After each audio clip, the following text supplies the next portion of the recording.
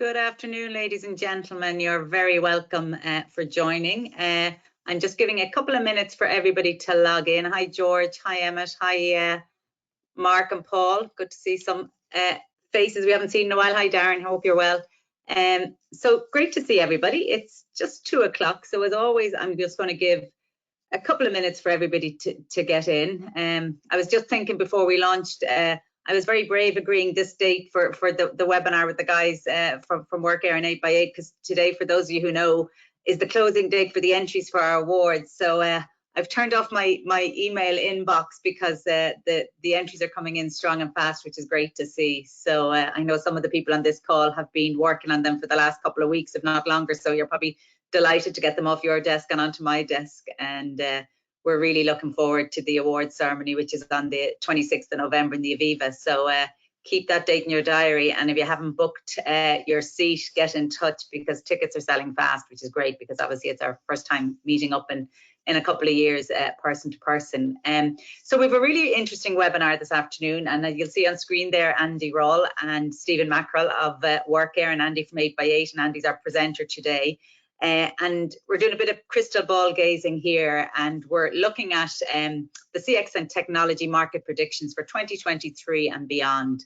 And if those of you who've been on the webinars over the last few months will know that we've been running a series of webinars with Workair, with Stephen and Mark, who's in there in the background, and the team, on really interesting topics. And obviously 8x8 are presenting to us again today. So what we want you to do is make it as interactive as possible. Obviously, you can put in any questions, comments, observations, your own predictions and thoughts in the little box over to the right-hand side. You'll see where the chat is, and I'll keep an eye on them as we go along. And then also, obviously, at the very end, we've allowed some times for questions and answers. So please do make it as interactive as possible and ask the tough questions, because that's what Andy's here for, and I think he'd be delighted to have discussion and debate. So I'm going to hand over to Stephen. Obviously, Workair are sponsors of the CCMA, and delighted for them to be that. And also, they're our overall sponsors for the awards this year. So they've a busy couple of months ahead of them as well. And I'm going to hand over to Stephen and let him do the official introduction. Thanks, Stephen. Thank you, Dorothy. Good afternoon, everybody, and welcome to the latest in the Workair CCMA series for 2022. Workair is probably a new enough organization in terms of people's understanding of what we do. But effectively, what we do is we use cloud communication technology to work with our clients to improve, optimize customer engagement channels, and also to improve company productivity. So we work with clients to make sure that they select the optimal solution for them, contact center solution for them, particularly when migrating to omnichannel contact center or upgrading old on-prem legacy solutions. As part of that, we've got 8 partners in our portfolio. So we deal with global leaders in UCaaS, or Unified Communications as a Service, and Cloud Contact Center as a Service. One of those partners is 8x8, a publicly listed company over on New York Stock Exchange, and widely used in Ireland these days. Companies like Ryanair, Office of Public Works, AirCap, etc. use 8x8, and we're very happy to partner with 8x8 and be their value-added services partner in Ireland. I'd like to welcome Andy Rawll, who's the 8x8 Senior Manager for Product Marketing for EMEA. Andy has, despite his youthful looks there, has about 40 years experience in the whole communications space, having worked for companies like Avaya and Poly in the past, and obviously with 8x8 over the last couple of years. And he's also a freelance music writer in his spare time. So he's into writing about all the legends of rock and roll. So anyway, without further ado, Andy, you're very welcome, and I'll hand it over to you. Thank you very much. Thank you very much, Stephen. Yeah, it's a pleasure to be here. So as you said, I'm here to talk about not just 8x8's perspective, but overall some nuggets and some key conclusions that we've garnered from different analysts and different research, kind of to put them together to make them relevant for this session. Those of you who are on one of our previous sessions, I'm going to refer back to some of that data for continuity purposes. But let's get started, and just in the first part of this, it's really just to create I guess, a background of the theme about, we talk a lot about technology in this marketplace, in this industry, but ultimately, as it says here, one of the key drivers, or the main driver, is around customer experience. And whereas traditionally that's really been, or seen as being, the responsibility of those customer facing staff that sit in the contact center and make calls, but that has completely shifted, as I think we're all aware. And there's clear consensus, and that this is not just kind of a thought or a dream, that in reality, all the way up organizations, that there is a responsibility for customer experience, customer satisfaction for every employee.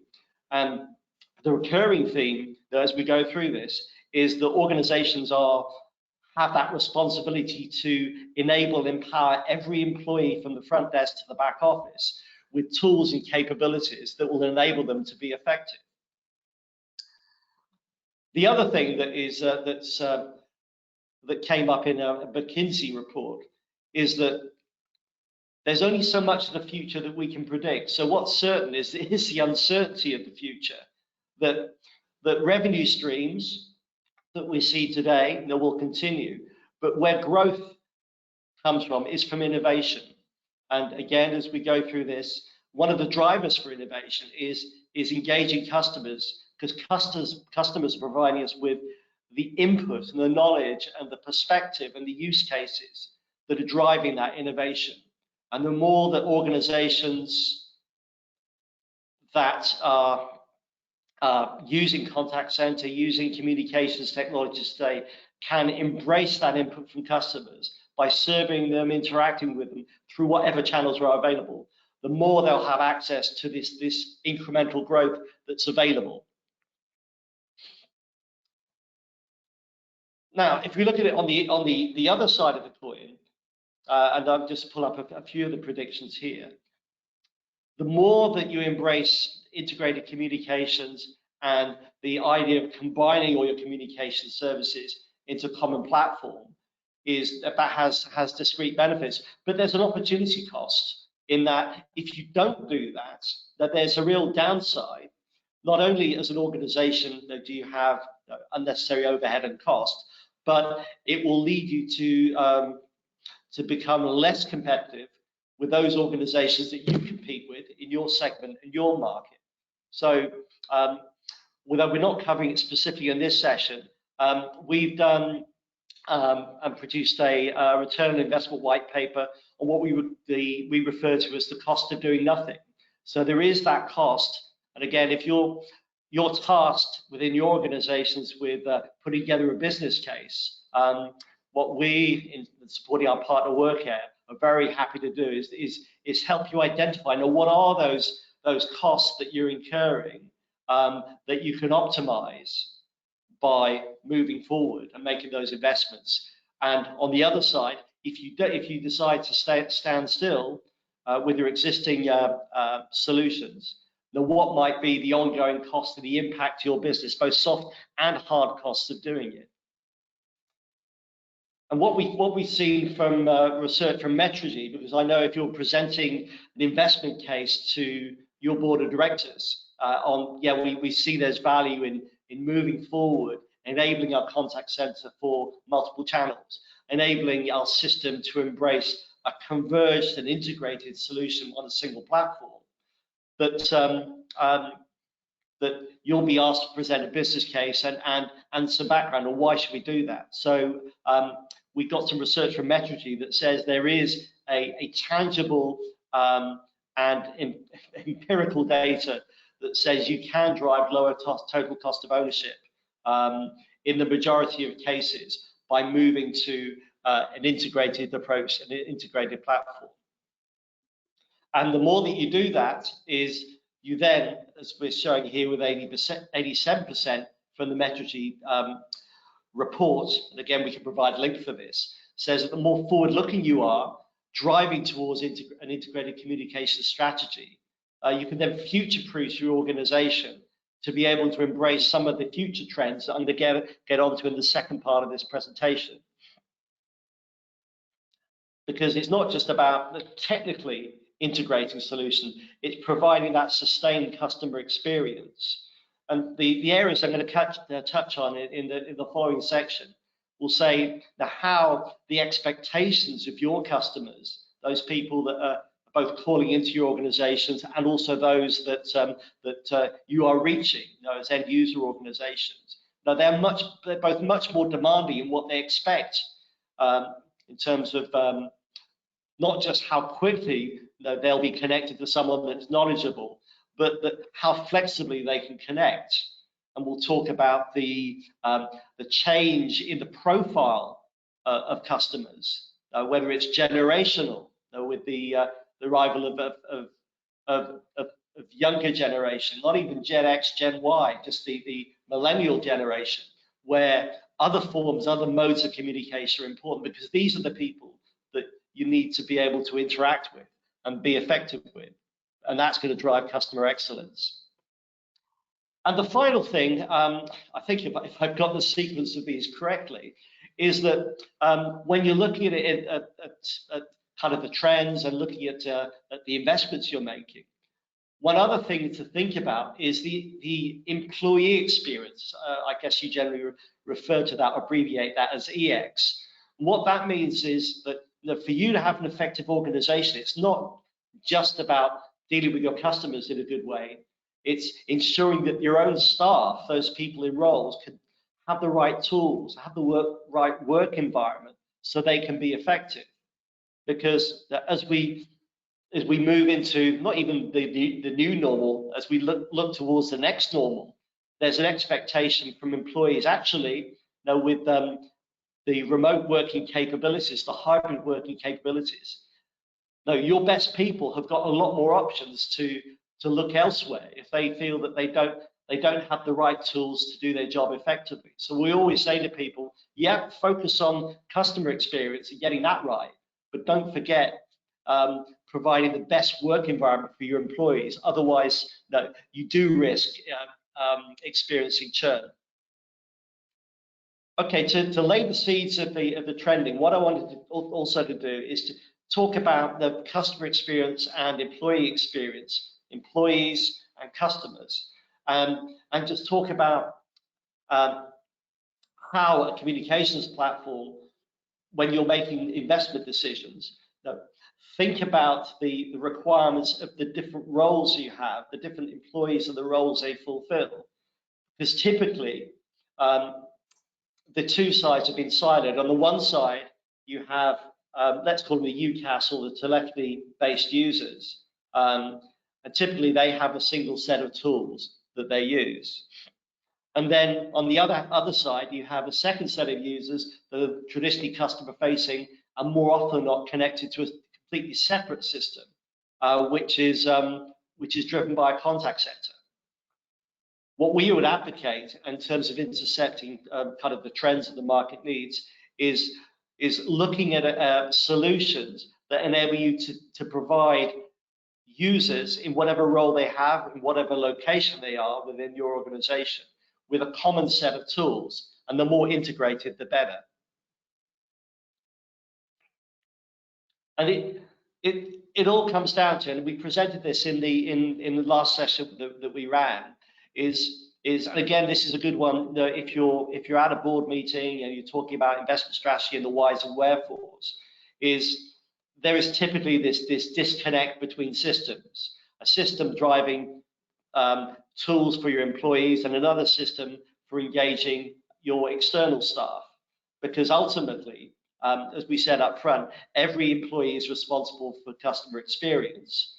And then equally, there's now a blurring of the lines as we move to integration platforms such as the integrated platform that 8x8 promotes or delivers, because it's important that those back office staff have contact center like capabilities, because they are just as important in managing that the customer journey and the customer relationship. So it's extremely important you combine those.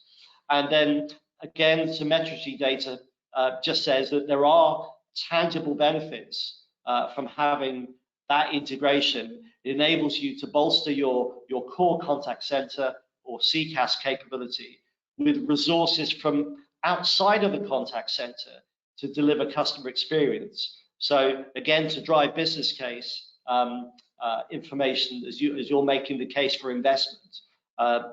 The feedback that we had from the Metrosy report, and this has been renewed this year, shows that there are real tangible benefits.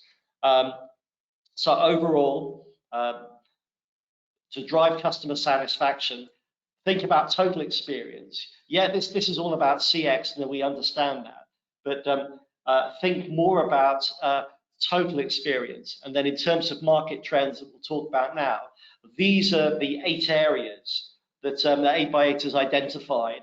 And these are, I guess, in common with what certainly the market analysts and the other commentators are talking about. So I'll provide an overview right now, and then I'm going to dig out the specific information that we have in these areas in a moment. So from an agent experience point of view, traditionally in a contact center environment, you have a contact center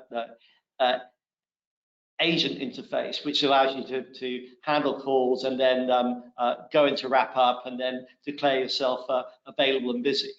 And these tend to be quite siloed applications, as I described. You might have screen pop with Salesforce, but that tends to be a separate window. And you still have to populate the Salesforce record, for example, if you're a contact center agent, with details of your interaction. So it provides some efficiency, but it's not really truly integrated. So what we see as kind of let's say the first trend here is the importance of agent experience and how you need to look at an optimized agent experience. It's not just about the call handling, the call status, and the call wrap up. It's looking to invest in a solution where it can be integrated with the back-end workflow. The example I'll give is the Salesforce sales enablement or sales experience interface that used to be called the high velocity sales interface. That is a workflow based system.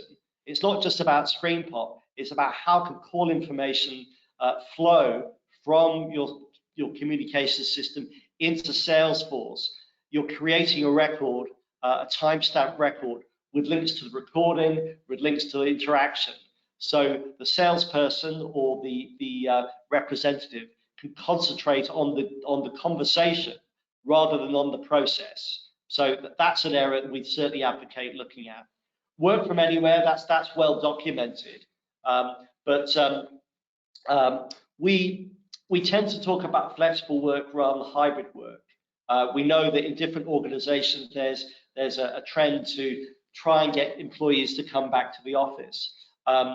But again, looking at the ability to retain the best people, when you're looking at communication solutions, it's important that when you're recruiting staff, one of the things is how you can enable them to work effectively, be managed effectively, whether they're working remotely or whether they're working in the office with the right tools. So what I'm going to do now is, and we'll come back to the summary slide in a second, is I'm going to switch to some specific information that we've got. There's this thing called the gig economy. This is kind of I guess a millennial term, but essentially what this refers to is that increasingly the younger or the emerging workforce that's coming out of colleges or out of their professional training and coming into the workplace, they have a different outlook in terms of how they perceive and see work. And although you've got highly skilled, highly trained people that can add real value, a real commitment to roles, there is the whole ethos of the gig economy where these people will come on board, be very effective, but then we'll be looking to have more flexibility in work hours and also in how they move on. So the reality, whether we like it or not, is a quarter of the base of contact center agents within the next couple of years are going to be the younger generation users that will expect, or you need to expect, that they will shift around.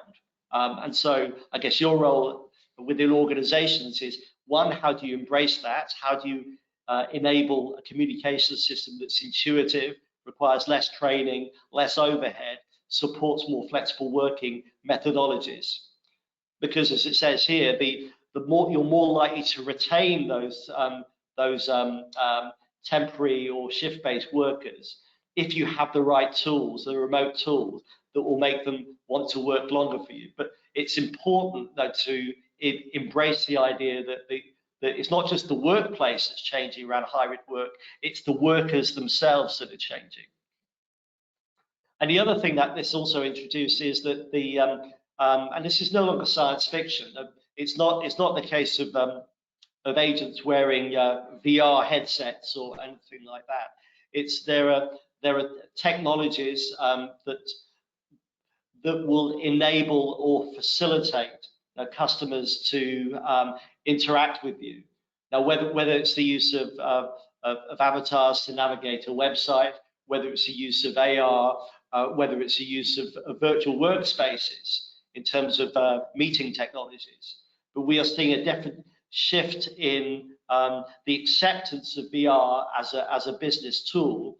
And 8x8, for example, is we're already investing, and we'll mention this in a second, in AI, but also looking towards how virtual reality type interfaces can be used to engage, inform, and attract customers, because it's not just about having the latest technology, it's about how you engage customers in the way they want to be engaged. Because it's not just the gig economy guys that you're employing, they're also going to be decision makers within your customers. So this is something we were quite surprised by the degree to which this is being adopted. And the other thing, and in the final section, we'll talk a little bit about how people like to communicate. That increasingly, people would prefer not to talk to people. They like to be served, they like to be updated and have effective interactions. But in the first instance, a phone call or one-to-one voice interaction may not be the first case. So as Stephen said up front, one of the key things that the partners like Workair do a great job at is understanding, first of all, with the customer, well, how do your customers like to interact with you? What channels do you provide them through your website, for getting in touch, placing new orders, querying, acquiring new information? So the more that can be aligned with customer needs, the better. And so the way that can be done in simplistic terms, it could be just simple automated bot technology, and any number of websites you go to, and 8x8 has one associated with the support site, so that customers can very easily search for information. If they want the ability to escalate that to a direct human text interaction, then escalate that to a voice or video call. But it's providing customers with that choice, which is important. And what was surprising is that some of the research that we got from an internal survey said that actually, that again, like VR and AI, whether it's machine-based learning or more complex cloud-based AI, that is proactively being adopted and on a broad basis. So if not within your organization, again, when you're having those board level discussions, it's a topic that we know that your competitors are going to be looking at. Now, I mentioned about communication methodologies, and so just a quick reminder, we had this in our previous session, that depending on the generation of your employees or your customers, there's going to be a different mix of communication channels. So depending on the businesses that you operate in, the segments you operate in, and maybe if you're a larger conglomerate, this may span, you may have different customer profiles age-wise, but yeah, just think about how you optimize your customer service, your customer experience environment based on that type of customer, and resource it accordingly. Because as you can see here, the more your customers are oriented to the more recent generations, the more it's going to be in the SMS or the chat or messaging channels that are going to be predominant in those interactions. So you're going to need to invest in a solution where that's the primary interface that the customer provides. But at the same time, the phone call is still a vital part of the interaction. I think my colleague Russ provided and I'm not sure if the recording is still available, but we went through kind of the way in which an incoming call can be the trigger for different information exchanges, different interactions, depending on how the call is handled. So it's not just the nature of the call as a voice call, it's how that call is handled. And the important thing in terms of embracing that, looking forward into the future, is providing the right combination for your target type of customers to connect that call. Some people will want to be connected directly to a live human. So in which case you don't want to direct that type of customer to an auto attendant, because that causes dissatisfaction. You want to put them connected to an operator group so they can speak to a receptionist straight away. But there will be other people on other service lines that will appreciate a faster call answering time. Again, we have a lot more information on our website and white papers around this, but I just wanted to throw this up that voice is still absolutely relevant, but it's not just about the initial phone call. It's the way that the call is handled and that information is routed as it's pushed through the system. And the final thing I just wanted to touch on is we talk about this idea of experience communication as a service, the idea of the employee experience and the customer experience being combined in a single platform, such that you're able to right-size the way you interact with customers. And with as Stephen mentioned, we have some great success stories working with our colleagues at Workair, and then on a broader basis through 8x8's operations in the UK, in other markets in EMEA and in US and further afield. We've also got some great examples of how, in anticipating and embracing these trends, we've been able to aid our customers. And National Express is one of the most recent case studies that we released a story through our website and through a press release. If you get a copy of this presentation, there's a click through to the detail behind it. But the reason I wanted to bring this one up is that yeah, they had some specific requirements around their contact center environment, particularly around secure payment that was PCI compliance. So that was the impetus, or the initial impetus for having the conversation. But in terms of that was a trigger to the fact find. But the reason that we were able to secure this business and deliver value was around the fact that we had a single integrated solution, such that the Salesforce integration, which was their CRM system, was used not only for their contact center users, but their non-contact center users. So it was important that they had just a single interface to manage, which we were able to deliver. At the same time,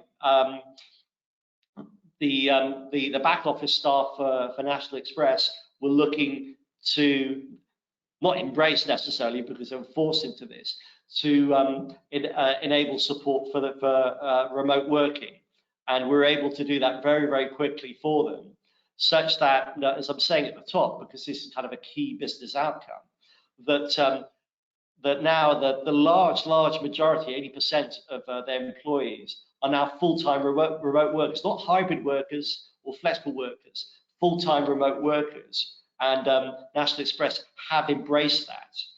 And the other thing is that because the idea of experience communication as a service is pure cloud, it's born in the cloud, it's based in the cloud, it's operated and supported in the cloud. You don't have the concept of rev control, you don't have the concept of managing ads, moves and changes and equipment updates, because it's cloud-based. Why that was important and why that delivered real value to National Express was the ability to roll out a solution which included the Salesforce integration, it included the PCI compliant online payments. It was only possible using a cloud-based solution that we were able to turn around in a couple of months. So again, when you're reviewing technology choices, because there are some great solutions out there for you to benchmark against, it's not just does it have the right capabilities, but in terms of the start point and the end point, how does the supplier and can the supplier provide strong evidence to back up the rollout plan, because it's not going to deliver benefit unless it can be done in a timely fashion. So I encourage you to take a look at sort of detail behind this case study, and there are more, and I know our friends at Workair have other examples and specific ROI cases that we can talk about. Andy, I'm just giving you a quick time check because I have a couple of questions and I'm conscious of the clock.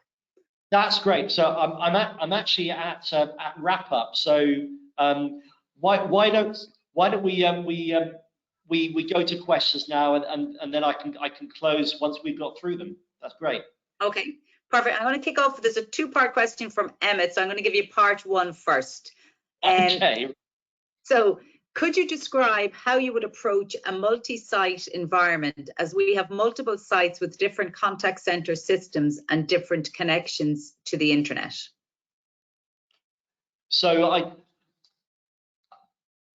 I mean, I guess the challenge that many organizations have is legacy and sort of the corporate evolution, which is not always organic. So you can end up with an environment where you have multiple vendor solutions, and it may be effective in each location, but you're looking for benefits of combining those. So they go in the question. It doesn't specify whether those discrete systems are already cloud-based or premise-based or hybrid. But what we generally see is a mix. And the benefit of moving to the cloud with an integrated services approach is essentially on a site-by-site and group-by-group basis. You can move numbers, port numbers from your existing solution into the cloud-based solution, and then enable. And we would normally build an operational plan to build those individual work groups up and do it on a system-by-system basis, because as a cloud-based service, it no longer matters what contact center solution you have in the office, but the idea of migrating those systems would be there's the process of number porting.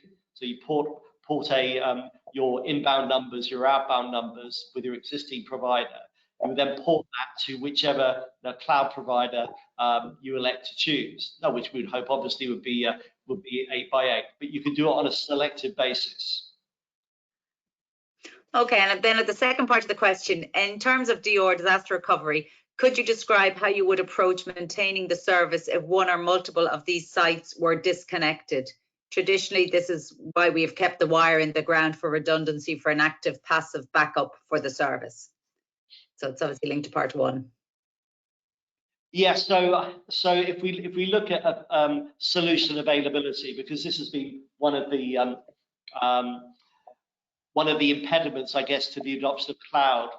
8x8 has been doing cloud telephony for 20 years, And in the first 10 years, there was always the mistrust of the wet string that was supporting broadband services. But now, if we come right up to present, the reliability of the broadband services is on a par with those traditional lines.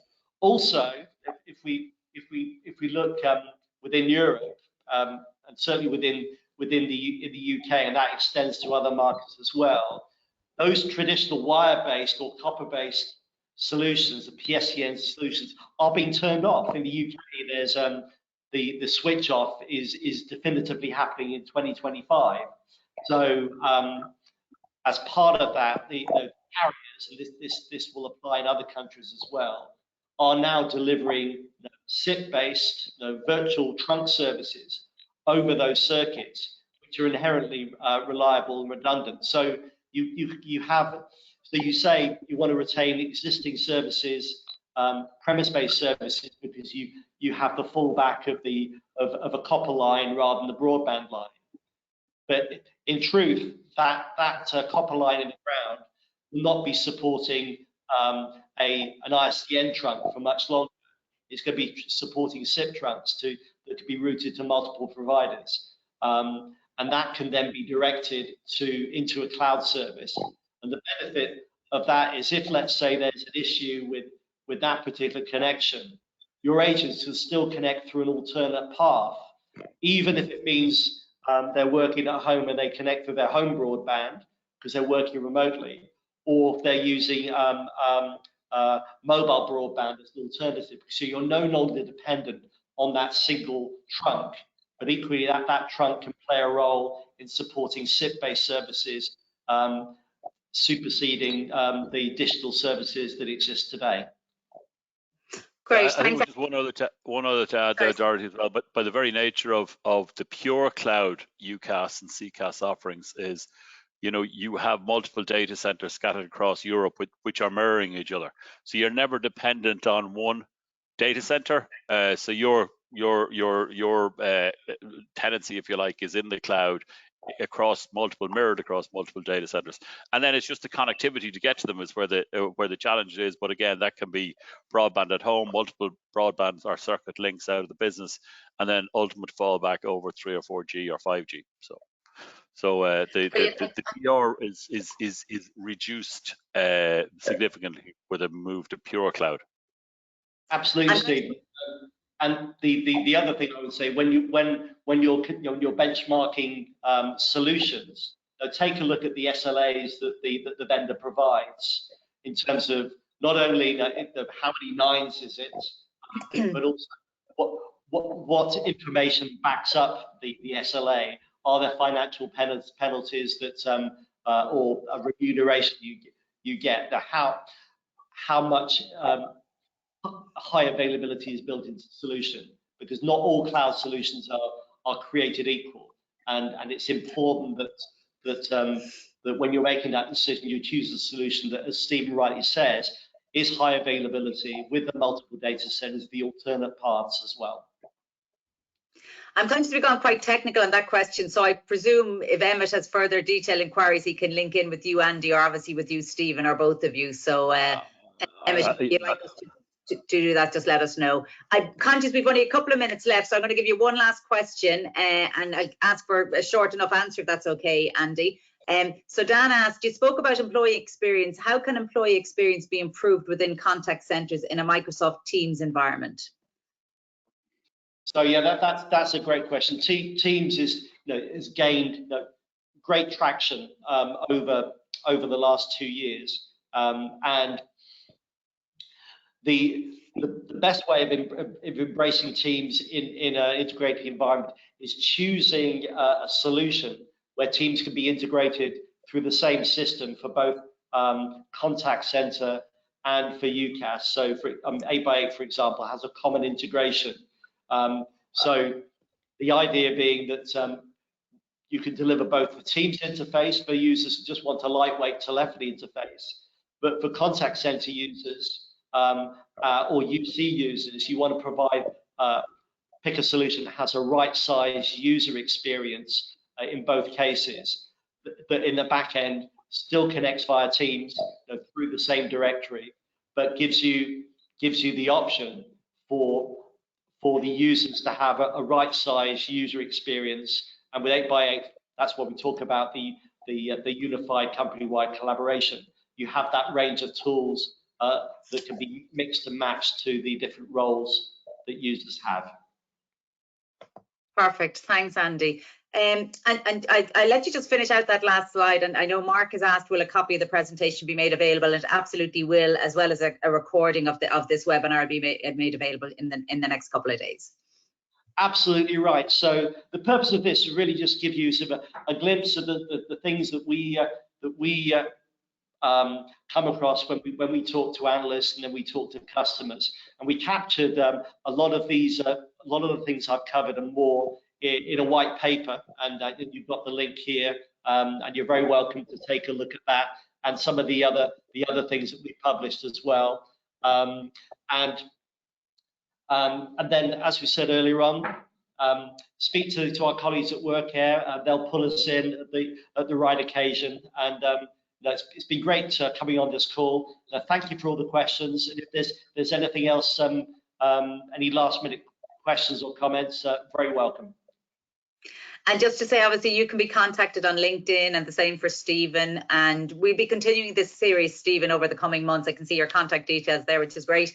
So just for CCMA members and other guests, please keep an eye on our website about upcoming in-person and webinar events. But this Workair series will be continuing for the rest of the year. So we'll keep you posted on that.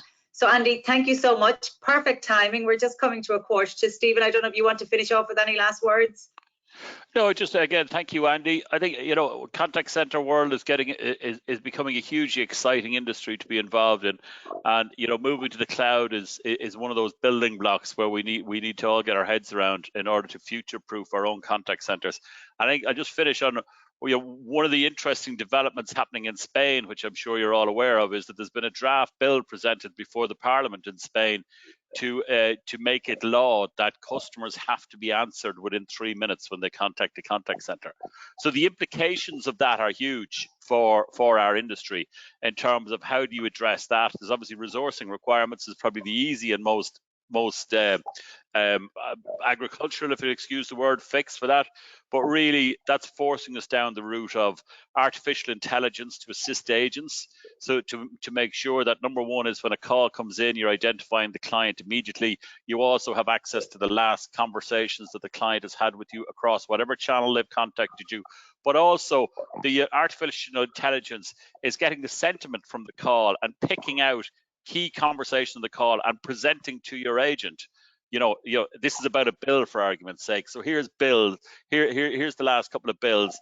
Here's kind of billing optimization data, etc. All that technology is out there at the moment. All that technology is in the cloud. What Workair try and do is we try and figure out these types of challenges and what are the best solutions for each of our clients. How do we integrate them? We do all our integrations here in Dublin.